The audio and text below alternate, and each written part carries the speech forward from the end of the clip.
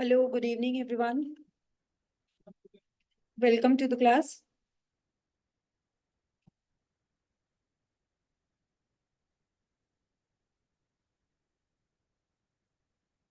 Kindly confirm that audio video is okay.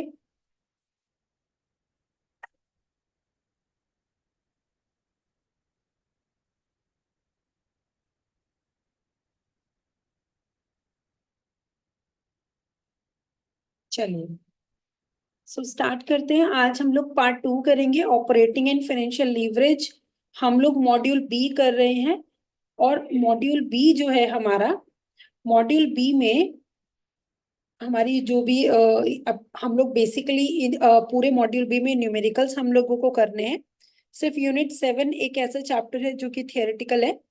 Otherwise all other chapters of module B are numericals, right. चलो तो start करते हैं। First of all, join our free daily live classes at YouTube for JIB, CIB and promotion exams. In these classes, we are covering conception questions, practice through questions, and practice through case studies. So last class में हम लोगों ने leverage के बारे में काफी कुछ पढ़ लिया था। ऑपरेटिंग लीवरेज हमने कर लिया था विद इन इलस्ट्रेशन। सो आज हम लोग फाइनेंशियल लीवरेज करेंगे और उसके इलस्ट्रेशंस देखेंगे।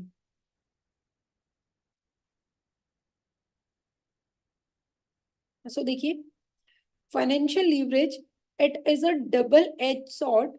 It may enhance the return on equity and beyond a point it affects adversely. So जो फाइनेंशियल लीवरेज है ये क्या है? ये डबल एज सॉर्ड है। तो इस ऐसा क्यों बोला गया है कि ये ऐसा नहीं है कि ये एक ही तरफ से काम करती है, ये दूसरी दोनों ही तरफ से काम करती है। कि अगर सपोज अगर ये आपके रिटर्न ऑन इक्विटी को बढ़ा सकती है, लेकिन अगर आपने रिटर्न ऑन इक्विटी को बढ़ाने के लिए अगर आप एक पॉइंट से ज्यादा अगर आप बियॉन्ड गए तो इसका एडवर्स इफेक्ट भी हो सकता है, राइट। सो अगर आपको रिटर्न ऑन इक्विटी आप एनहांस कर रहे हैं, लेकिन आप ऐसा कर सकते हैं, but beyond a certain point इसका जो इफेक्ट है वो आपको एडवर्स देखने को भी मिल सकता है, right. So return on equity कैसे बढ़ाते हैं हम? फाइनेंशियल लीवरेज की हेल्प से। हम लोग क्या करते हैं कि जो इक्विटी होती है, इक्विटी को तो हम रखते हैं कांस्टेंट, राइट। इसमें कोई चेंज नहीं, जितना उनका कंट्रीब्यूशन था उतना ही रहेगा। लेकिन जो हमारे डेट्स होते हैं, like bank loan, like debentures, bonds, हम क्या करते हैं, इनके थ्रू क्या कर लेते हैं, यहाँ से हम अपने जो फंड्स हैं वो अरेंज करते हैं, मतलब एक तरह से उधार ले लेते हैं हम इन लोगों से।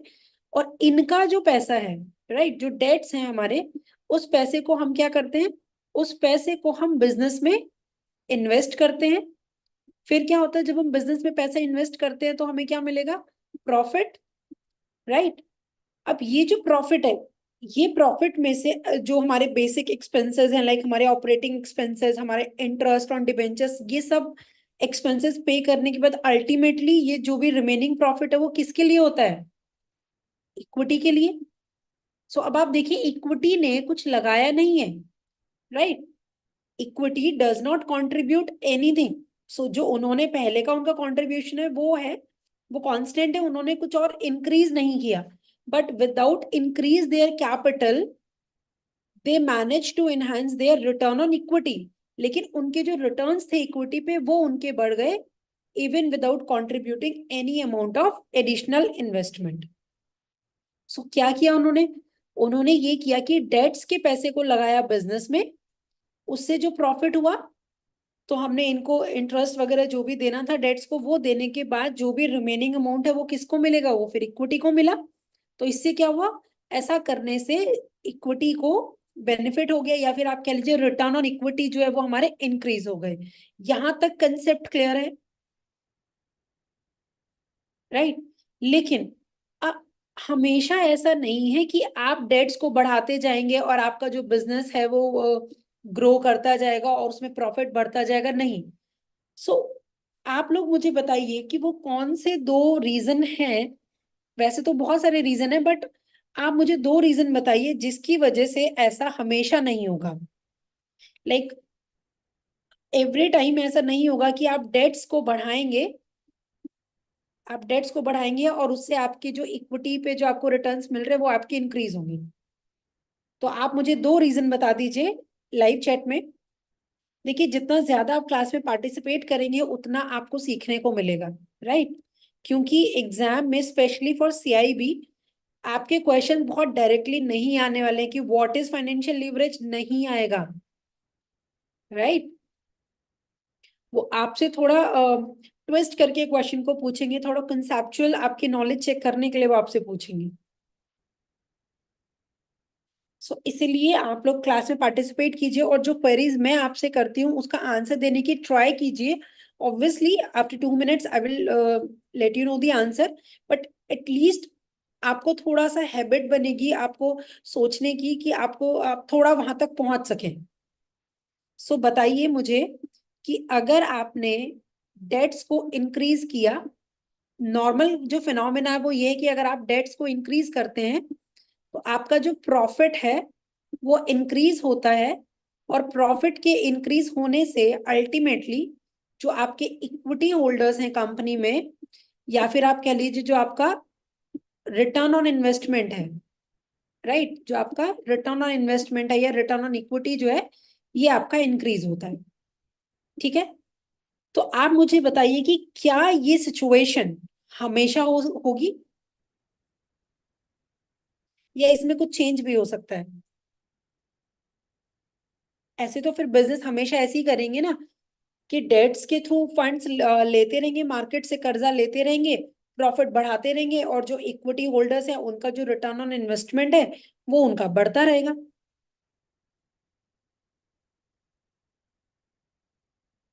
राइट? तो आप लोगों को बताना है। यस, चेंज हो सकता है, बिल्कुल correct Ravi sir. Santoshi ma'am, debt equity ratio till 2:1, your answer is also correct. So ये तो ठीक है, आप लोगों की जो बातें हैं कि वो चेंज होगा बिल्कुल। दूसरी बात जो मैम ने बोला कि डेट इक्विटी 2:1 होना चाहिए आइडियल, क्योंकि जैसे ही ये पॉइंट क्रॉस होगा तो क्या होगा, क्या हमेशा जो डेट्स हैं वो हमें एक सेम परसेंटेज पे हमें इंटरेस्ट, सेम इंटरेस्ट पे हमें लोन देते रहेंगे? नहीं। जैसे जैसे हमारे डेट्स बढ़ते जाएंगे तो वो क्या करेंगे, हमारी कंपनी जैसे जैसे रिस्की होती जाएगी तो जो इंटरेस्ट वो चार्ज कर रहे हैं, वो रेट ऑफ इंटरेस्ट वो हमसे हायर चार्ज करेंगे। क्यों? क्योंकि हमारी कंपनी रिस्की है। तो आप सोचिए, जब वो ज्यादा रेट ऑफ इंटरेस्ट चार्ज करने लगेंगे तो हमारा जो प्रॉफिट है वो नहीं होगा। ऐसा भी हो सकता है कि हमने 15% के इंटरेस्ट में हमने लोन लिया और हमें प्रॉफिट जो हुआ, जो उससे इंक्रीमेंट हुआ, वो सिर्फ 12% हुआ। तो फिर क्या होगा, हम लोग लॉस में चले जाएंगे, राइट? तो उनका जो आरओआई है वो डिक्रीज हो जाएगा। So this is the point, इसीलिए इसको हम डबल एज सॉर्ड कहते हैं कि ऐसा नहीं है कि ये एक ही तरफ से चलती है, ये क्या, इसका दूसरा इफेक्ट भी हो सकता है। So up to a certain point ये जो स्टेटमेंट है वो करेक्ट है कि ठीक है, एक सर्टेन पॉइंट तक अगर आप डेट्स को इंक्रीज करते हैं उससे प्रॉफिट बढ़ता है और अल्टीमेटली रिटर्न ऑन इन्वेस्टमेंट बढ़ता है। But after a certain point, और you can say after the debt equity ratio cross 2:1 और इट रीचेस टू 3:1 और 4:1, सो फिर आपकी जो ऑर्गेनाइजेशन है वो आपकी रिस्की होने लगती है, और जैसी वो रिस्की होने लगती है तो जो डेट्स हैं आपके, चाहे बैंक लोन है, तो ये लोग क्या करते हैं, ये हायर इंटरेस्ट चार्ज करने लगते हैं, जिसकी वजह से हमें डिजायर्ड प्रॉफिट्स नहीं मिलते, और फिर क्या होता है, हमें लॉस होना शुरू हो जाता है। Clear? So that is why it is financial leverage considered as to double edge sword. I hope clear है आप लोगों को concept. An optimum level is right mix of equity and debt. So एक हम जो परफेक्ट मिक्सचर कहेंगे, या एक ऑप्टिमल, ऑप्टिमल का मतलब होता है बेस्ट, ना कम ना ज्यादा। सो जो हमारा एक ऑप्टिमम लेवल है, ऑप्टिमल लेवल है, वो हमारा क्या होता है, वो एक राइट मिक्स होना चाहिए इक्विटी और डेट्स का। ऐसा नहीं होना चाहिए कि इक्विटी बहुत ज्यादा है, राइट, और ऐसा भी नहीं होना चाहिए कि डेट्स बहुत कम है, और इसी का ही जस्ट रिवर्स, इक्विटी बहुत ज्यादा कम भी नहीं होना चाहिए और ऐसे ही डेट्स बहुत ज्यादा भी नहीं होने चाहिए। So there should be a balance between these, equity and debt. So एक बैलेंस होना चाहिए, एक सर्टेन बैलेंस होना चाहिए। ऐसे नहीं कि किसी का भी एक्सट्रीम नहीं होना चाहिए, क्योंकि जैसे ही किसी का भी एक्सट्रीम होगा तो फिर प्रॉब्लम्स क्रिएट होना शुरू हो जाएगी। जिस कंपनी का भी इक्विटी कम होता है तो जो उस कंपनी के जो डेट्स होते हैं वो फिर उस कंपनी को क्या करते हैं, हायर इंटरेस्ट उनसे चार्ज करते हैं, right. It established correlation between the operating profit and the interest expenses. So जो फाइनेंशियल लीवरेज है वो किसके बीच में कोरिलेशन सेट करता है, वो कोरिलेशन सेट करता है बिटवीन ईबीआईटी मतलब हमारा प्रॉफिट और हमारा इंटरेस्ट एक्सपेंस। कि जैसे जैसे हमारा इंटरेस्ट एक्सपेंस बढ़ेगा, अगर सपोज हमारा ईबीआईटी बढ़ता है, ईबीआईटी और इंटरेस्ट का आपस में क्या कनेक्शन है, सो वो कोरिलेशन हमारा फाइनेंशियल लीवरेज हमें बताता है, राइट। और हमें ये भी बताता है कि किस पॉइंट तक हम डेट से पैसा ले सकते हैं, right. EBT is directly proportional to EPS. अब देखिए, EBT is directly proportional to EPS as the tax rate and number of equity shares are constant. Therefore, any percentage change in EBT is equal to the percentage change in EPS. So, इस point को बहुत अच्छे से समझिए, क्योंकि यहीं से ही फिर फॉर्मूला क्रिएट होगा। आप लोगों को जरूरत ही नहीं पड़ेगी फॉर्मूला याद करने की। अगर आपको कंसेप्ट क्लियर हो गया तो आप फॉर्मूला खुद से ही बना लेंगे। सो देखिए यहाँ पर वो क्या कह रहे हैं कि ईबीटी जो है वो आपका डायरेक्टली प्रोपोर्शनल होता है किससे, ईपीएस से। ठीक है, क्यों, उसका रीजन क्या है, क्योंकि हमारा जो टैक्स रेट है और हमारे जो नंबर ऑफ इक्विटी शेयर्स हैं वो हमारे क्या होते हैं, कांस्टेंट रहते हैं। ठीक है, इसको मैं एक्सप्लेन करती हूँ, देखिए कैसे।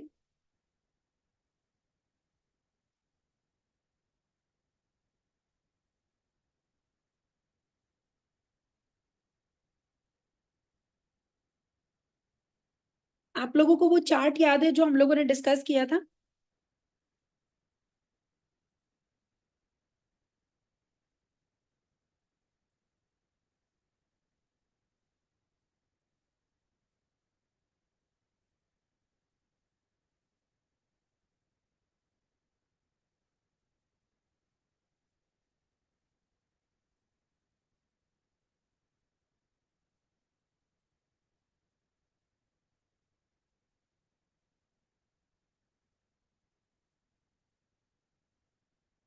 देखिए ईबीआईटी हमारा सबसे पहले आता है। ठीक है, इस चार्ट को अगर आप याद कर लेंगे तो ये जो कंसेप्ट है, ये पूरा जो चैप्टर, और यहाँ से न्यूमेरिकल आना ही आना, एटलीस्ट 4 to 5 मार्क्स का पेपर इस चैप्टर से आपको जरूर मिलेगा। सो देखिए, ईबीआईटी हो गया हमारा, उसमें से हम लोग क्या माइनस करते हैं, उसमें से हम माइनस करते हैं इंटरेस्ट, राइट। तो जब ईबीआईटी में से हम इंटरेस्ट माइनस कर देते हैं तो हमें क्या मिलता है, रिजल्ट जो मिलता है वो क्या मिलता है, वो हमें मिलता है ईबीटी, राइट। ईबीटी मतलब अर्निंग बिफोर टैक्स। और जब हम इसमें से टैक्स भी माइनस कर देते हैं तो हमें क्या मिलता है, हम अभी यहाँ पर अज्यूम कर लेते हैं कि कोई प्रेफरेंस शेयर्स नहीं है, तो वो हमारा सीधा सीधा क्या बन जाता है, इक्विटी होल्डर्स के लिए जो अमाउंट है वो बन जाती है, राइट। सो आप इसको एक एग्जांपल से समझिए। जैसे कि सपोज हमारा जो ईबीआईटी है वो है 500, राइट।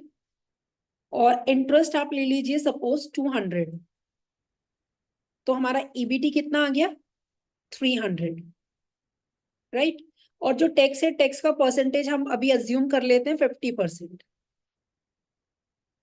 सो कितना हो जाएगा टैक्स, 150, और हमारा क्या बचेगा, 150। सो ये जो 150 हमारा बचा है ना, this 150 belongs to whom, equity share holders. So ये 150 रुपीज किसके पास जाएगा, ये 150 रुपीज हमारा जाएगा इक्विटी होल्डर्स के पास, राइट।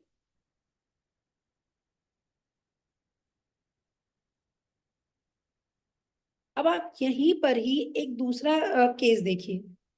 यहां तक आपको क्लियर है, ईबीआईटी में से इंटरेस्ट माइनस करते हैं तो ईबीटी आता है, और ईबीटी में से टैक्स माइनस करते हैं तो वो जो भी हमारे पास फिर रिमेनिंग अमाउंट होती है वो किसकी होती है, इक्विटी की। तो इसको आप यहाँ पर जस्ट फॉर एग्जाम्पल आप इसको ईपीएस भी बोल सकते हैं, हालांकि मैं आपको बता दूंगी ये कैसे होएगा।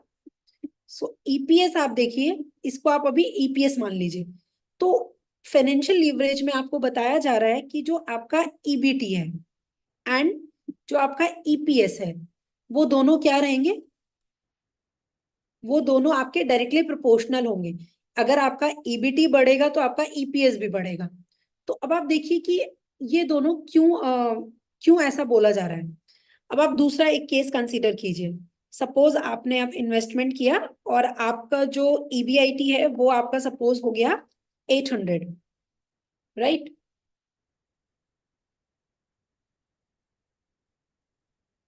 तो ये हमारा हो गया 800। अब इंटरेस्ट आप मान लीजिए, इंटरेस्ट हमारा आप 400 मान लीजिए, ठीक है, कि आपने क्या किया और डेट्स कर लिए। तो 800 हमारा ईबीआईटी था और 400 हमारा क्या हो गया, इंटरेस्ट। सो हमारा कितना बचा, ईबीटी 400, ठीक है। टैक्स कितना, 50%, सो 200। यहाँ पर कितना आ जाएगा, 200। आप देखिए, अगर यहाँ पर ईबीटी जो है वो 300 था तो ईपीएस हमारा कितना आया था, 150। यहाँ पर हमारा ईबीटी 400 है तो हमारा ये कितना आया, 200। तो आप देख रहे हैं ये इसका जस्ट हाफ है। यहाँ पर आप कोई भी कंडीशन करके देख लीजिए, आपका जो ईबीटी है और जो आपका ईपीएस निकल कर आएगा, हालांकि ये ईपीएस नहीं है, इट इज इक्विटी, जो हमारे फंड्स अवेलेबल होते हैं इक्विटी शेयर होल्डर्स के लिए। फिर इस 150 को जब हम डिवाइड कर देते हैं नंबर ऑफ इक्विटी शेयर से, तब हमारा ईपीएस निकलता है, राइट। सो आई होप आप लोगों को क्लियर होगा। उसका रीजन क्या है, उसका रीजन ये है क्योंकि हमारा जो टैक्स रेट है और नंबर ऑफ इक्विटी शेयर है वो तो कांस्टेंट है ना, उसमें कोई चेंज नहीं आ रहा है। चेंज कहाँ आ रहा है, चेंज आ रहा है सिर्फ इसमें आएगा, इंटरेस्ट और ईबीआईटी में। बाकी सब हमारे क्या है, टैक्स 50% था, यहाँ पर भी 50% है, ठीक है। यहाँ पर 300 और 150 का जो रिलेशन था वही रिलेशन यहाँ पर बन रहा है। So that is why they are saying that कि हमारा जो ईबीटी है it will be directly proportional to EPS. Clear है। If there is any doubt so please आप लोग पूछ लीजिएगा।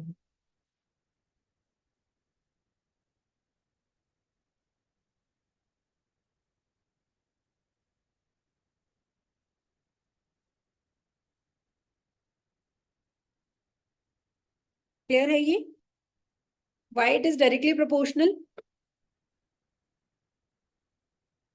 एक बार कंफर्म कर दीजिए।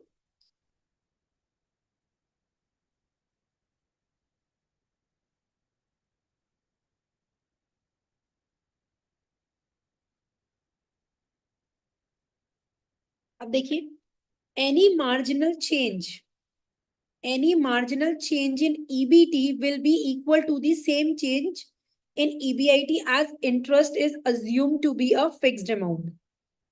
सो यहाँ पर वो क्या कह रहे हैं, अगर कुछ भी मार्जिनल मतलब बहुत अगर थोड़ा भी चेंज आया ईबीटी में, सो ये जो ईबीटी का चेंज होगा वो इक्वल होगा किसमें, जो चेंज आया होगा हमारे ईबीआईटी में। क्यों, क्योंकि हम यहाँ पर जो इंटरेस्ट है उसको हम क्या मान रहे हैं, कांस्टेंट नहीं मान रहे हैं, लेकिन उसको एक फिक्स्ड अमाउंट मान रहे हैं, राइट। उसको हम क्या मान रहे हैं, एक फिक्स्ड अमाउंट मान रहे हैं।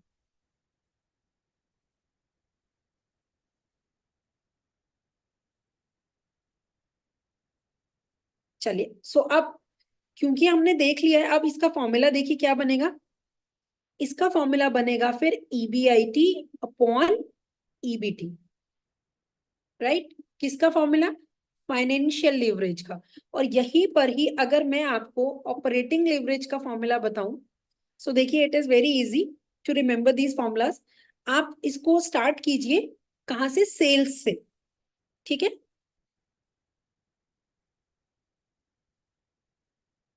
सेल्स माइनस वेरिएबल कॉस्ट, फिर हमारे पास क्या आता है, कंट्रीब्यूशन,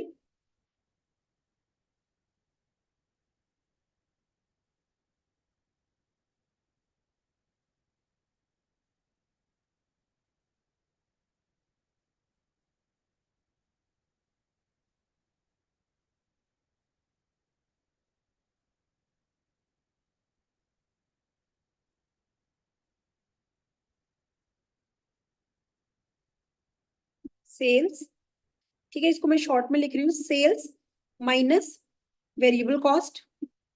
फिर उसके बाद हमारा क्या आता है, उसके बाद हमारा आता है कंट्रीब्यूशन, सी फॉर कंट्रीब्यूशन। फिर उसके बाद उसमें से हम क्या माइनस करते हैं, उसके बाद हम उसमें से माइनस करते हैं fix cost, right. Fix cost में से हम फिर हमें क्या रिजल्ट मिलता है, प्रॉफिट। इसी प्रॉफिट को हम कहते हैं ईबीआईटी, राइट। क्या कहते हैं हम इसको, ईबीआईटी। फिर इस ईबीआईटी में से क्या माइनस करते हैं हम, इंटरेस्ट माइनस करते हैं।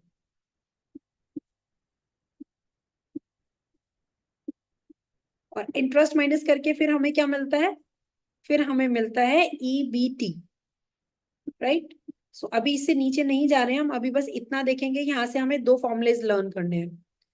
सबसे पहले तो आप लोग ये चीज याद रखिएगा कि ये जो चार्ट है ना, ये आपको लर्न होना चाहिए। सेल्स माइनस वेरिएबल कॉस्ट, तो हमें मिल जाएगा contribution, contribution minus fix cost हमें मिल जाएगा ईबीआईटी, ईबीआईटी माइनस इंटरेस्ट हमें मिल जाएगा ईबीटी, राइट।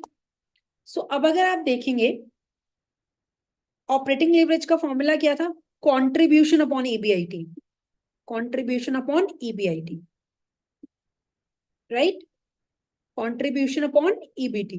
तो ये हमारा यहाँ पर बन जाता है ऑपरेटिंग लीवरेज का फॉर्मूला, ठीक है।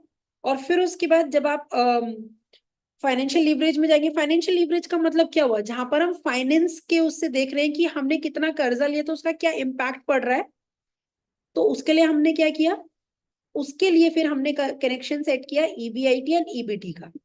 तो ये हमारा बन गया फाइनेंशियल लीवरेज का फॉर्मूला। सो अगर आपको ये चार्ट याद होगा तो इससे आपको दो फायदे होंगे।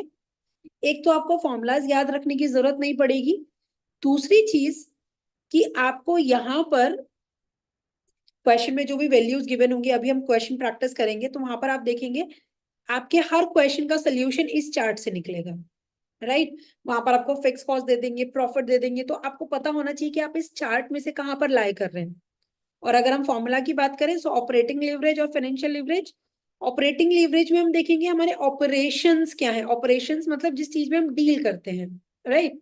सो हमारे ऑपरेशंस क्या है, तो वो हमें पता चलेंगे हमारे कंट्रीब्यूशन और ईबीआईटी से, ठीक है। हमारे कंट्रीब्यूशन का और ईबीआईटी का क्या कनेक्शन है, ऑपरेटिंग लीवरेज से पता चल जाएगा। हमारे जो डेट्स हमने किए, सो ईबीआईटी और ईबीटी के रिलेशन से हमें फाइनेंशियल लीवरेज पता चल जाएगा।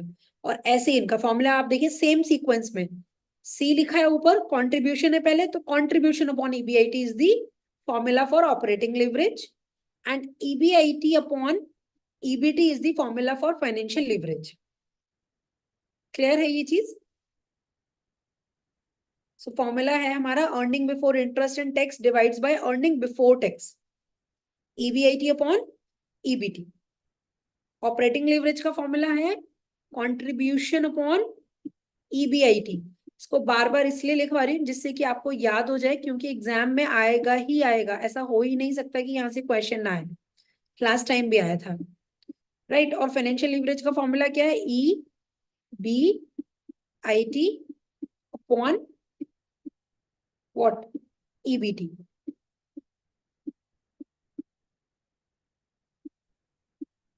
This is the formula. और सबसे अच्छी बात है कि ऐसा नहीं है कि बहुत मल्टीपल फॉर्मूलाज हैं इसमें, सिंगल सिंगल फॉर्मूलाज है। सो ऑपरेटिंग लीवरेज का formula contribution upon EBIT, financial leverage का फॉर्मूला ईबीआईटी अपॉन ईबीटी, ठीक है। जब आप इन दोनों को कंसीडर करेंगे तो आपको ऑपरेटिंग लीवरेज मिल जाएगा, और जब आप इन दोनों को कंसीडर करेंगे तो फाइनेंशियल लीवरेज मिल जाएगा। क्लियर है ये फॉर्मूलाज।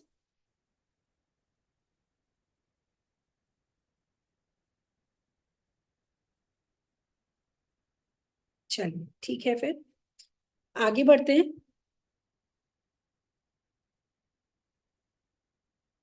सो अब आपके पास है एक इलस्ट्रेशन, इस इलस्ट्रेशन में हमें सब वैल्यूज गिवन है, राइट। हमें क्या करना है, हमें एक तो निकालना है फाइनेंशियल लीवरेज, फाइनेंशियल लीवरेज हमें निकालना है। सो उसके लिए हमें क्या करना पड़ेगा, देखिए सेल्स हमें दिया है 24 लाख, वेरिएबल कॉस्ट है 50%, तो हम क्या करेंगे,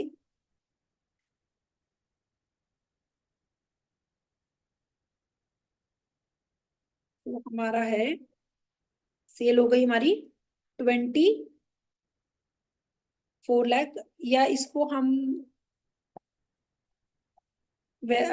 जीरोस में ना लेके ऐसे ही ले लेते। ये हमारा हो गया 24 sales minus variable cost. Variable cost कितना कह रहे हैं वो, 50%। सो 50% कितना हो जाएगा, 12। कॉन्ट्रीब्यूशन कितना बचा, 12। फिर उसके बाद हम फिर माइनस क्या करते हैं, फिक्स कॉस्ट को माइनस करते हैं। फिक्स कॉस्ट कितना है हमारा, 10 लाख। सो इसको हम 10 लिख देंगे। ठीक है, तो हमारे पास क्या बचेगा, हमारे पास बचेगा 2। राइट, ये 2 हमारा क्या है, कोई बता सकता है।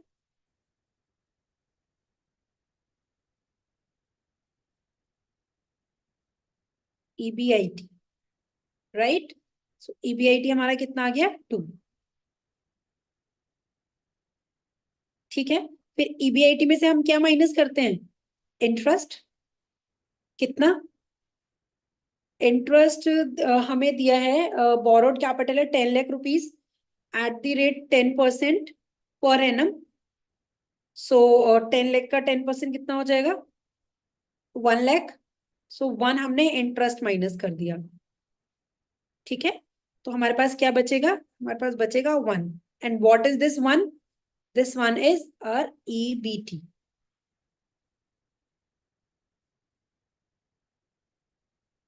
सो क्लियर है, 24 लाख हमारी सेल्स थी। ठीक है, फिर उसमें से हमने 12 रुपीज वेरिएबल कॉस्ट के माइनस किए। कंट्रीब्यूशन हमारे पास बचा 12।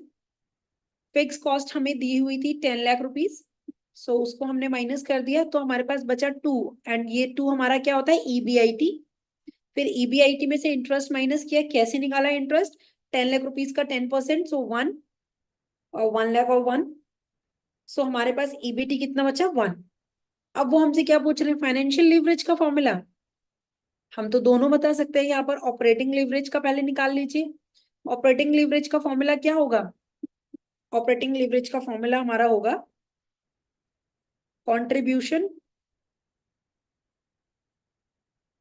Divides by EBIT. और कंट्रीब्यूशन कितना था हमारा, 12। ईबीआईटी कितना था, 2। तो ऑपरेटिंग लीवरेज हमारा कितना आ गया, 6। इसका जो आंसर है वो टाइम्स में आता है। Right, yes, very good sir. Contribution upon EBIT 6, हमारा ये हमारा आ गया 6 टाइम्स। फिर उसके बाद यहीं पर ही हम देखेंगे फाइनेंशियल लीवरेज। फाइनेंशियल लीवरेज का फॉर्मूला है EBIT upon EBT is equals to, EBIT है 2 और ईबीटी कितना है, 1। सो ये हमारा क्या आ जाएगा, 2 टाइम्स।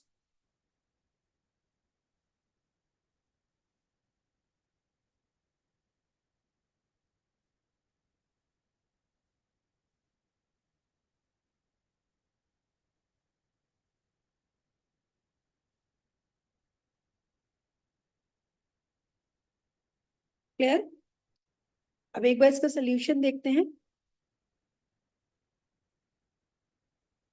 सो देखिए, ये तो हम लोगों ने पहले खुद से करके देखा, बाकी आप यहाँ पर देखिए। सेल्स 24, फिर इसमें से 12 लाख को माइनस किया, तो कंट्रीब्यूशन आ गया 12। ठीक है, कंट्रीब्यूशन और ईबीआईटी से क्या निकलेगा, ऑपरेटिंग लीवरेज। ठीक है, और ईबीआईटी और ईबीटी से क्या निकलेगा, फाइनेंशियल लीवरेज। ठीक है, इसमें ईपीएस भी निकाला हुआ, वो भी मैं आपको बता देती हूँ कैसे निकाला है। सो पहले यहां तक क्लियर कर लीजिए। 24 हमारा क्या हो गया, सेल्स। वेरिएबल कॉस्ट 12, कंट्रीब्यूशन हमारे पास बचा 12। फिर उसके बाद fix cost 10 lakh rupees given थी, सो वो हमने कर लिया। फिर उसके बाद 10 लाख रुपीज माइनस किया तो हमारे पास जो प्रॉफिट आया या ईबीआईटी आया वो कितना आ गया, 2 लाख रुपीज। इंटरेस्ट हमारा था 1 लाख, क्वेश्चन में गिवन था कि 10 लाख का लोन है तो फिर 10%, सो 1 लाख हो जाएगा, राइट। तो हमारा जो ईबीटी आया वो कितना आया, 1 लाख रुपीज। ठीक है, सो यहां तक हमने आराम से फाइनेंशियल लीवरेज और ऑपरेटिंग लीवरेज निकाल लिया। 12 डिवाइड बाई 2, ऑपरेटिंग लीवरेज हमारा आ गया 6 और फाइनेंशियल लीवरेज हमारा 2/1, ये हमारा आ गया 2। सो ऑपरेटिंग और फाइनेंशियल लीवरेज हमने निकाल लिया। ठीक है, उसके बाद फिर हमें क्वेश्चन में टैक्स भी गिवन था, मतलब क्योंकि ईपीएस भी हम निकाल सकते हैं इसमें जब हमें सारी इंफॉर्मेशन गिवन है। सो टैक्स 50%, सो ईबीआईटी है 1 लाख रुपीज, उसमें से 50,000 माइनस कर दिया हमने 50%। सो ईएटी, अर्निंग आफ्टर टैक्स, हमारे पास क्या बचा, 50,000। ये जो अमाउंट है ये हमारा बिलोंग करता है हमारे शेयर होल्डर्स से। सो अभी हम मान रहे हैं कि प्रेफरेंस शेयर्स नहीं है, तो ये सारा पैसा किसके पास जाएगा, इक्विटी के पास। Number of equity shares question में गिवन है 10,000। क्लियर। सो 50,000 को जब हम 10 से डिवाइड कर देंगे, इन दोनों को जब हम डिवाइड कर देंगे फॉर द ये हम ईपीएस को निकालने के लिए, ईपीएस का फॉर्मूला होता है earning after tax divides by number of equity shares. So इन दोनों को जब आप आपस में डिवाइड कर देंगे तो हमें क्या मिल जाएगा, ईपीएस। सो ईपीएस हमारा क्या आ गया, 5।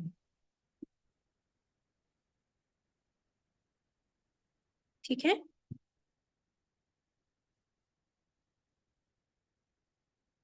सो एक बार मुझे कंफर्म कर दीजिए कि यहां तक आप लोगों को क्लियर है, कोई डाउट नहीं है, और अगर है तो पूछ लीजिए।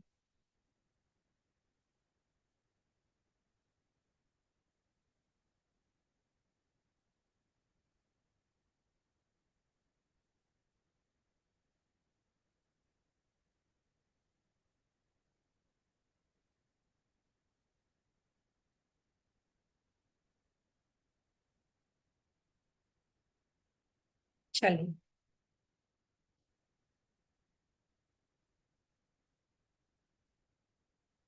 ठीक है, अभी और क्वेश्चन करेंगे। Okay, thank you Meenakshi ma'am, Ravi sir. So देखिए, जो आप हमारी लाइव क्लास देख रहे हैं, क्या ये क्लासेस एनफ है एग्जाम को पास करने के लिए? So answer is no, these classes are not enough to pass the exam, although these classes are very useful to increase the marks and for revision purpose, but to pass the exam you should cover full syllabus। और आपको पता है कि हमारी जो IIBF की books है उनको अंडरस्टैंड करना थोड़ा डिफिकल्ट है, टाइम कंज्यूमिंग भी है, और उसमें क्वेश्चंस भी दिए हैं प्रैक्टिस के लिए। जो क्वेश्चंस है वो बहुत कम है, 5 क्वेश्चन मैक्सिमम दिए हुए हैं, और केस स्टडीज तो ऑलमोस्ट है ही नहीं। ओके संध्या मैम, अभी मैं बताती हूँ ईपीएस फिर से।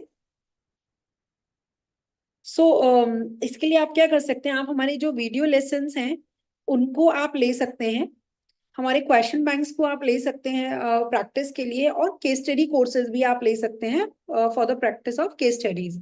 ये सब आपको हमारी वेबसाइट और हमारे इस एप्लीकेशन पर आपको मिल जाएगा। और ये सारी जो कोर्सेज हैं ये best quality and very low price format में अवेलेबल हैं। So kindly go through these courses and avail as per your requirement. चलिए, सो अभी मैम पूछ रहे हैं ईपीएस। देखिए, ईपीएस का मतलब क्या होता है, ईपीएस का मतलब होता है कि हमारे जो इक्विटी शेयर्स हैं उस पे एक शेयर पे कितनी कमाई हो रही है, राइट, उसको हम बोलते हैं ईपीएस, अर्निंग पर शेयर। हर एक शेयर पे कितनी कमाई हो रही है इन रुपीज, सो वो हमारा ईपीएस होता है।